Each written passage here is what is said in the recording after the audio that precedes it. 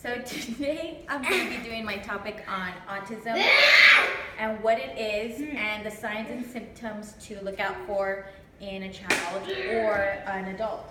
What is autism?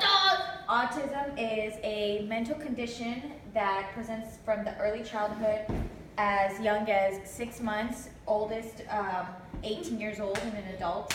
The symptoms are social deficits, language impairment, and repetitive behaviors are some of the basic symptoms. Other issues are neurological symptoms, and those are seizures, sleep deficits, mood swings, anxiety, hyperactivity, and a child or a person with short attention span. Autism, when was it first developed? Not developed, I'm sorry. When was it first diagnosed? It was by a psychiatrist, Eugene, and it was introduced in 1908.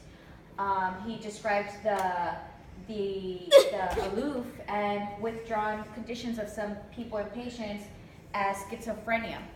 A lot of the doctors didn't know to find a cure with their disability, but eventually with modern technology and modern diagnosis, they were able to screen these patients, and now it's called a spectrum. So behavior issues is poor eye contact, fixated on one thing only, and impulsivity.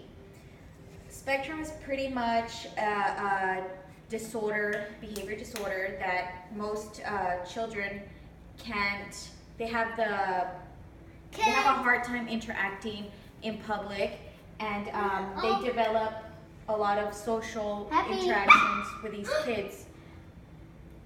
The spectrum is a wide variation in challenges and strengths.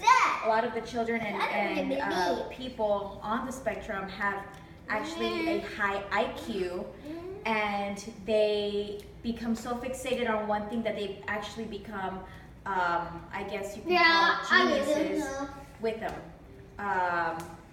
Skylar is 6 years old, and he was diagnosed at the age of 3. He's gotten many help from different people, and with therapy he's been able to cope with his disabilities. Right now the one thing he does struggle with is his speech impairment. Famous people that are on the spectrum would be Albert Einstein, Steve Jobs, Bill Gates, Temple Grandin, and famous actresses as Daryl Hannah, she came out in Kill Bill, and Dan Aykroyd, he came out off the movie from Ghostbusters. There is no cure for autism, but there is therapy for children like Skylar and many other children. A